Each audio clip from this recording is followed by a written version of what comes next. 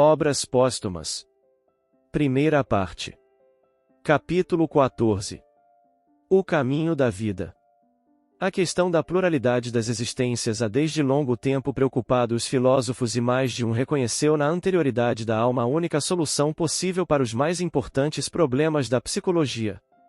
Sem esse princípio, eles se encontraram detidos a cada passo, encurralados num beco sem saída, donde somente puderam escapar com o auxílio da pluralidade das existências. A maior objeção que podem fazer a essa teoria é a da ausência de lembranças das existências anteriores. Com efeito, uma sucessão de existências inconscientes umas das outras, deixar um corpo para tomar outro sem a memória do passado equivaleria ao nada, visto que seria o nada quanto ao pensamento, seria uma multiplicidade de novos pontos de partida, sem ligação entre si, seria a ruptura incessante de todas as afeições que fazem o encanto da vida presente, a mais doce e consoladora esperança do futuro, seria, afinal, a negação de toda a responsabilidade moral. Semelhante doutrina seria tão inadmissível e tão incompatível com a justiça divina, quanto a de uma única existência com a perspectiva de uma eternidade de penas por algumas faltas temporárias. Compreende-se então que os que formam semelhante ideia da reencarnação arrepilam, mas não é assim que o Espiritismo nola apresenta. A existência espiritual da alma, diz ele, é a sua existência normal, com indefinida lembrança retrospectiva. As existências corpóreas são apenas intervalos, curtas estações na existência espiritual, sendo a soma de todas as estações apenas uma parcela mínima da existência normal, absolutamente como se, numa viagem de muitos anos, de tempos a tempos o viajor parasse durante algumas horas. Embora pareça que, durante as existências corporais, a solução de continuidade, por ausência de lembrança, a ligação efetivamente se estabelece no curso da vida espiritual, que não sofre interrupção.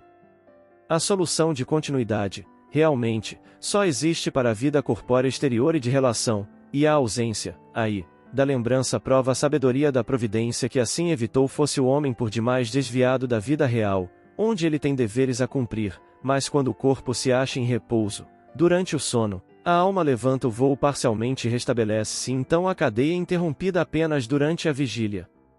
A isto ainda se pode opor uma objeção, perguntando que proveito pode o homem tirar de suas existências anteriores, para melhorar-se, dado que ele não se lembra das faltas que haja cometido.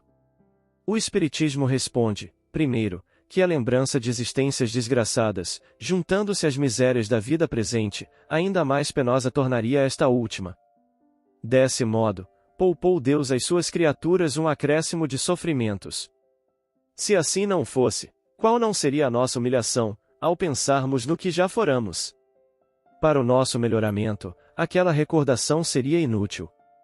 Durante cada existência, sempre damos alguns passos para frente, adquirimos algumas qualidades e nos despojamos de algumas imperfeições. Cada uma de tais existências, portanto, um novo ponto de partida, em que somos qual nos houvermos feito, em que nos tomamos pelo que somos, sem nos preocuparmos com o que tenhamos sido. Se, numa existência anterior, fomos antropófagos, que importa isso, desde que já não o somos? Se tivemos um defeito qualquer, de que já não conservamos vestígio, aí está uma conta saldada, de que não mais nos cumpre cogitar. Suponhamos que, ao contrário, se trate de um defeito apenas meio corrigido, o restante ficará para a vida seguinte e a corrigi-lo é do que nesta devemos cuidar. Tomemos um exemplo, um homem foi assassino e ladrão, e foi punido, quer na vida corpórea, quer na vida espiritual, ele se arrepende e corrige do primeiro pendor, porém, não do segundo. Na existência seguinte, será apenas ladrão, talvez um grande ladrão, porém, não mais assassino. Mais um passo para diante já não será mais que um ladrão obscuro, pouco mais tarde já não roubará, mas poderá ter a veleidade de roubar, que a sua consciência neutralizará. Depois, um derradeiro esforço e, havendo desaparecido todo o vestígio da enfermidade moral, será um modelo de probidade. Que lhe importa então o que ele foi? A lembrança de ter acabado no cadafalso não seria uma tortura e uma humilhação constantes? Aplicai este raciocínio a todos os vícios, a todos os desvios, e podereis ver como a alma se melhora, passando e tornando a passar pelos cadinhos da encarnação. Não terá sido Deus mais justo com o tornar o homem árbitro da sua própria sorte, pelos esforços que empregue por se melhorar, do que se fizesse que sua alma nascesse ao mesmo tempo que seu corpo e o condenasse a tormentos perpétuos por erros passageiros, sem lhe conceder meios de purificar-se de suas imperfeições? Pela pluralidade das existências, nas suas mãos está o seu futuro. Se ele gasta longo tempo a se melhorar, sofre as consequências dessa maneira de proceder, é a suprema justiça, a esperança, porém, jamais lhe é interdita. A seguinte comparação é de molde a tornar compreensíveis as peripécias da vida da alma. Suponhamos uma estrada longa, em cuja extensão se encontram, de distância em distância, mas com intervalos desiguais, florestas que se têm de atravessar e, à entrada de cada uma, a estrada, larga e magnífica, se interrompe, para só continuar a saída. O viajor segue por essa estrada e penetra na primeira floresta. Aí, porém, não dá com caminho aberto, depara-se-lhe, ao contrário, um dédalo inextricável em que ele se perde. A claridade do sol ha desaparecido sob a espessa ramagem das árvores. Ele vagueia, sem saber para onde se dirige. Afinal, depois de inauditas fadigas, chega aos confins da floresta, mais extenuado, dilacerado pelos espinhos, machucado pelos pedrouços. Lá, descobre de novo a estrada e prossegue a sua jornada, procurando curar-se das feridas. Mais adiante, segunda floresta se lhe antolha, onde o esperam as mesmas dificuldades. Mas ele já possui um pouco de experiência e dela sai menos contundido. Noutra, topa com um lenhador que lhe indica a direção que deve seguir para se não transviar. A cada nova travessia, aumenta a sua habilidade, de maneira que transpõe cada vez mais facilmente os obstáculos. Certo de que a saída encontrará de novo a boa estrada, firma-se nessa certeza, depois, já sabe orientar-se para achá-la com mais facilidade. A estrada finaliza no cume de uma montanha altíssima, donde ele descortina todo o caminho que percorreu desde o ponto de partida. Vê também as diferentes florestas que atravessou e se lembra das vicissitudes por que passou, mas essa lembrança não lhe é penosa, porque chegou ao termo da caminhada. É qual velho soldado que, na calma do lar doméstico, recorda as batalhas a que assistiu. Aquelas florestas que pontilhavam a estrada lhe são como que pontos negros sobre uma fita branca e ele diz a si mesmo: quando eu estava naquelas florestas, nas primeiras, sobretudo, como me pareciam longas de atravessar. Figurava-se-me que nunca chegaria ao fim, tudo ao meu derredor me parecia gigantesco e intransponível. E quando penso que, sem aquele bondoso lenhador que me pôs no bom caminho, talvez eu ainda lá estivesse. Agora, que contemplo essas mesmas florestas do ponto onde me acho, como se me apresentam pequeninas. Afigura-se-me que de um passo teria podido transpô-las, ainda mais, a minha vista as penetra e lhes distingo os menores detalhes, percebo até os passos em falso que dei. Diz-lhe então um ancião: meu filho, este chegado ao termo da viagem, mais um repouso indefinido causar-te a tédio mortal e tu te porias a ter saudades das vicissitudes que experimentaste e que te davam atividade aos membros e ao espírito.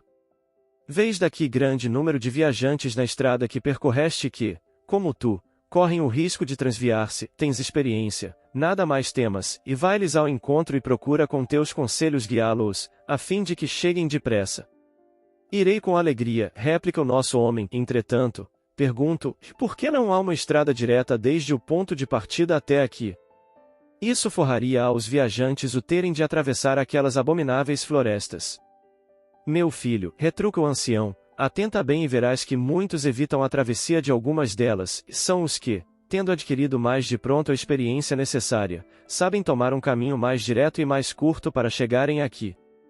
Essa experiência, porém, é fruto do trabalho que as primeiras travessias lhes impuseram, de sorte que eles aqui aportam em virtude do mérito próprio. Que é o que saberias, se por lá não houvesses passado. A atividade que houveste de desenvolver, os recursos de imaginação que precisaste empregar para abrir caminho aumentaram os teus conhecimentos e desenvolveram a tua inteligência. Sem que tal se desse, sério és tão noviço quanto eras à partida. Ademais, procurando safar-te dos tropeços, contribuíste para o melhoramento das florestas que atravessaste. O que fizeste foi pouca coisa, imperceptível mesmo, pensa, contudo, nos milhares de viajores que fazem outro tanto e que, trabalhando para si mesmos, trabalham, sem o perceberem, para o bem comum. Não é justo que recebam o salário de suas penas no repouso de que gozam aqui? Que direito lhes caberia a esse repouso, se nada houvessem feito? Meu pai, responde o viajor, numa das florestas, encontrei um homem que me disse, na orla há um imenso abismo a ser transposto de um salto, mas, de 1000, apenas um o consegue, todos os outros lhe caem no fundo, numa fornalha ardente e ficam perdidos sem remissão. Esse abismo eu não o vi. Meu filho, é que ele não existe, pois, do contrário, seria uma cilada abominável, armada a todos os que para cá se dirigem. Bem sei que lhes cabe vencer dificuldades, mas igualmente sei que cedo ou tarde as vencerão. Se eu houvera criado impossibilidades para um só que fosse, sabendo que esse sucumbiria, teria praticado uma crueldade, que avultaria imenso, se atingisse a maioria dos viajores. Esse abismo é uma alegoria, cuja explicação vais receber. Olha para a estrada e observa os intervalos das florestas. Entre os viajantes, alguns vês que caminham com passo lento e semblante jovial, vê aqueles amigos, que se tinham perdido de vista nos labirintos da floresta, como se sentem ditosos, por se haverem de novo encontrado ao deixarem-na. A par deles, porém, outros a que se arrastam penosamente, estão estropiados e imploram a compaixão dos que passam, pois que sofrem atrozmente das feridas de que, por culpa própria, se cobriram, atravessando os espinheiros. Curar-se-ão, no entanto, e isso lhes constituirá uma lição da qual tirarão proveito na floresta seguinte, donde sairão menos machucados. O abismo simboliza os males que eles experimentam e, dizendo que de 1000 apenas um o transpõe, aquele homem teve razão, porquanto enorme é o número dos imprudentes, errou, porém, quando disse que aquele que ali cair não mais sairá. Para chegar a mim, o que tombou encontra sempre uma saída. Vai, meu filho, vai mostrar essa saída aos que estão no fundo do abismo, vai amparar os feridos que se arrastam pela estrada e mostrar o caminho aos que se embrenharam pelas florestas. A estrada é a imagem da vida espiritual da alma e em cujo percurso está mais ou menos feliz. As florestas são as existências corpóreas, em que ela trabalha pelo seu adiantamento, ao mesmo tempo que na obra geral.